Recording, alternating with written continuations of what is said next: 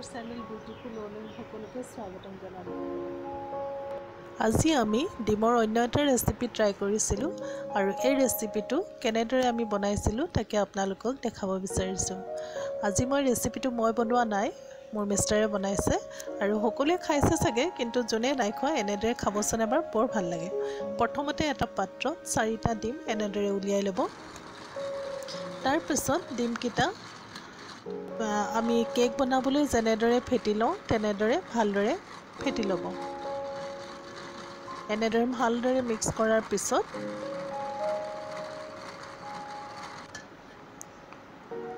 অকণমান নিমখ দি অন্য এটা পাত্ৰত অকণমান মিঠাতেল লগাই তাত ঢালি ল'ব। পাত্ৰটো অকণমান ডাঙৰ ল'ব যাতে ই ফুলি যাব আৰু তেতিয়া যাতে ওলাই পৰি নাযায় সেইকাৰণে। এতিয়া আমি এটা কেৰাহী পাতিছোঁ আৰু কেৰাহীটোত অলপ পানী দি এটা ষ্টেণ্ড দিছোঁ। চাওক কেনেদৰে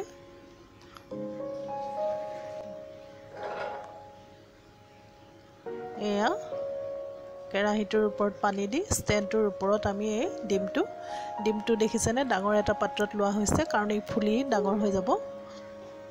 এনেদৰে প্ৰায় 15 মিনিটমান থোৱাৰ পিছত এইটো ঢাকন দিলোঁ। ঢাকন দিয়াৰ পাছত 15 মিনিটৰ পিছত এয়া চাওক কণীটো কেনেদৰে ফুলি গৈছে। খুব সুন্দৰ। এনেদৰে পিচ কৰাৰ পিছত আপুনি গমেই নাপাব ইয়াক পনীৰৰ দৰে দেখিবলৈ হয়। এতিয়া মই এটা বিলাহী, 2টা পিঁয়াজ, নহৰু, আদা এনেদৰে লৈছোঁ।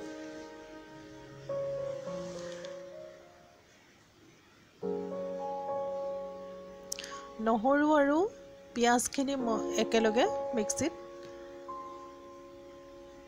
দি লৈছোঁ আৰু এয়া হৈছে বিলাহী, আদা আৰু ইয়াতে মই কেইটামান জালুক দি দিছোঁ।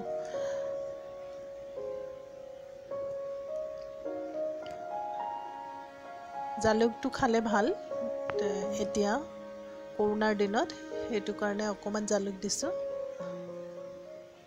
আপুনি অপশ্যনেল হয়, নিদিলেও হ'ব। আৰু এয়া মিষ্টাৰে পিচ কৰি আছে।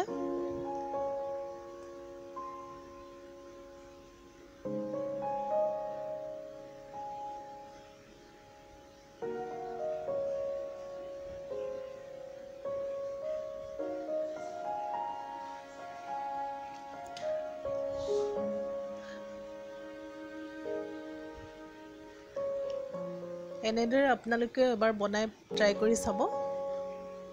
এয়া চাওক সম্পূৰ্ণ পনীৰৰ এটা টুকুৰাৰ দৰে হৈছে। দেখিবলৈ পনীৰৰ দৰে হৈ যায়, কিন্তু খালে গম পায় ই কণী।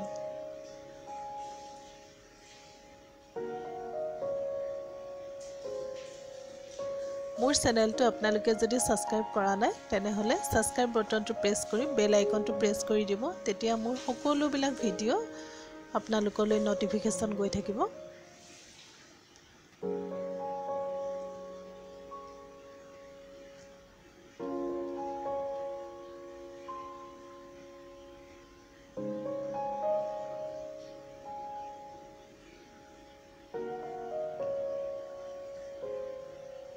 এয়া প্ৰায় হৈ গৈছে।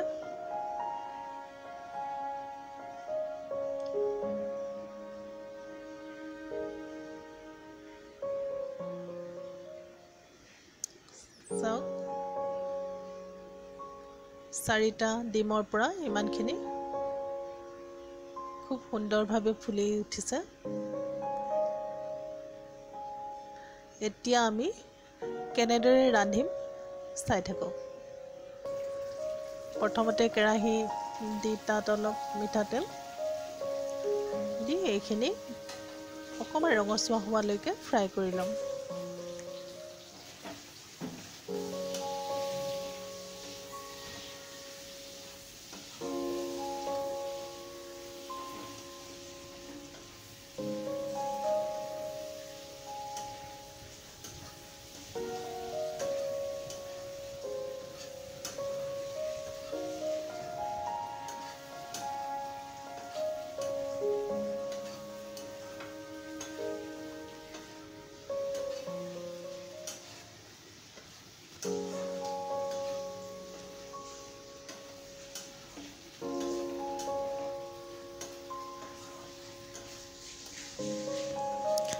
ইয়াক আপুনি ফ্ৰাই নকৰাকৈও দিব পাৰে, কিন্তু ফ্ৰাই কৰি দিলে অকণমান কালাৰটো ধুনীয়া হয় কাৰণে ভাল লাগে।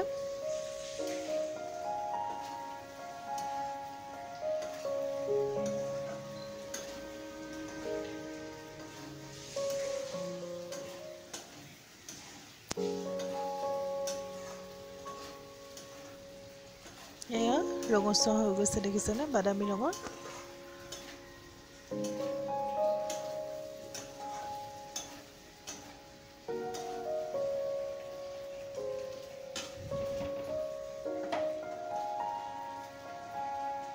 এতিয়া হৈ গৈছে, অন্য এটা পাত্ৰত উলিয়াই লৈছোঁ।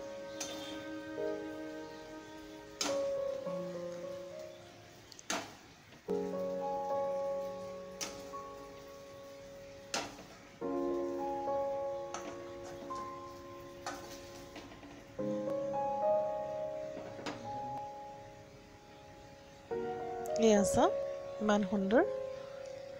এতিয়া আকৌ অকণমান তেল দি ভালদৰে গৰম হ'বলৈ দি তাতে পিঁয়াজ আৰু নহৰুৰ পেষ্টটো দি দিছোঁ।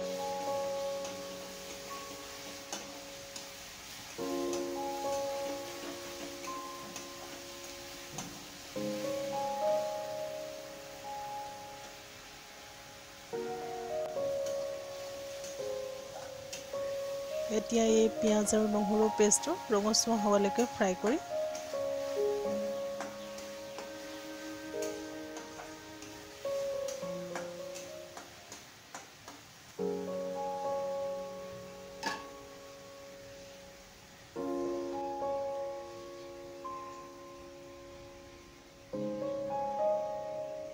প্ৰায় ৰঙচুৱা হৈছে। ইয়াতে অলপ আন্দাজমতে আপুনি নিমখ দি ল'ব।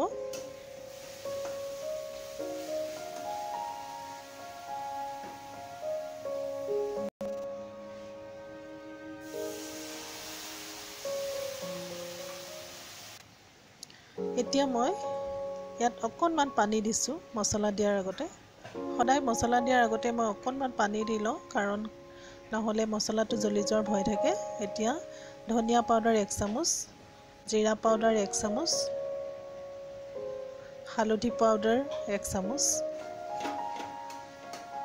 আৰু ৰঙা জলকীয়া গুড়ি 2 চামুচ। ভালদৰে আকৌ ফ্ৰাই কৰিব।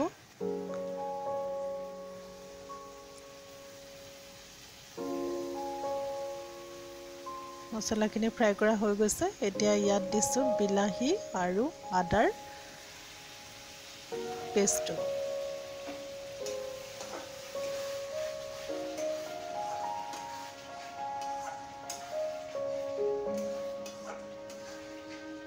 এতিয়া আকৌ ভালদৰে ফ্ৰাই কৰি যেতিয়ালৈকে তেল বিৰিঙি নাহে তেতিয়ালৈকে ভালদৰে ফ্ৰাই কৰি লওঁ।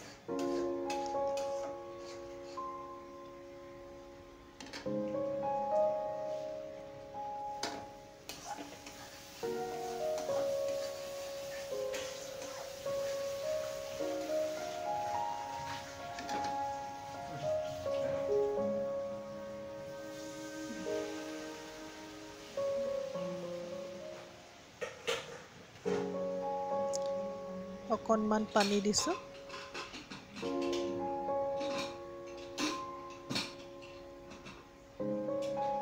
পানীটো আপুনি আন্দাজমতে দিব, আপুনি গ্ৰেভিটো কিমান কৰিব বিচাৰে তাৰ ওপৰত। এয়া 2 বাটি 3 বাটি, যিহেতু 2জন মানুহৰ জোখত বনোৱা হৈছে সেইকাৰণে বেছি দিয়া নাই। এতিয়া উতল আহিবলৈ দিব লাগিব। দেখিছেনে ভালদৰে উতলিছে। এতিয়া ইয়াত কণীখিনি দি দিছে।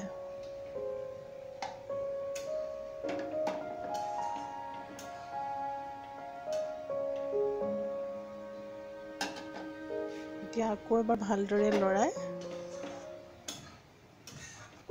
ভালদৰে উতল আহিলে হৈ যাব। এয়া পানীটো শুকাই আহিলে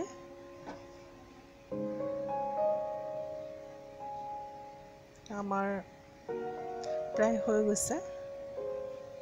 এতিয়া ইয়াত অকণমান গৰম মছলা খুন্দি লৈ দি দিব আপুনি। খুব ধুনীয়া গোন্ধ।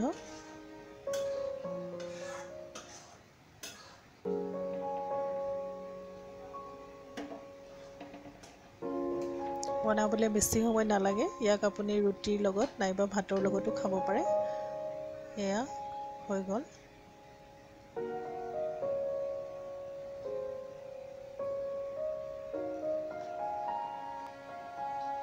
চাওক ইমান সুন্দৰ কালাৰটো ধুনীয়া হৈছে।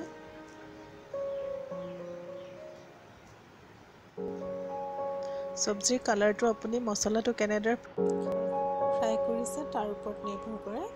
আৰু যিমানে আপুনি একেটা ৰেচিপিয়ে বনাওক, কিন্তু সকলো মানুহৰ হাতৰ টেষ্টটো বেলেগ ধৰণৰ হয়। আজিলৈ আহোঁ। নমস্কাৰ। মোৰ চেনেলটো লাইক, শ্বেয়াৰ আৰু ছাবস্ক্ৰাইব কৰিবলৈ নাপাহৰিব আৰু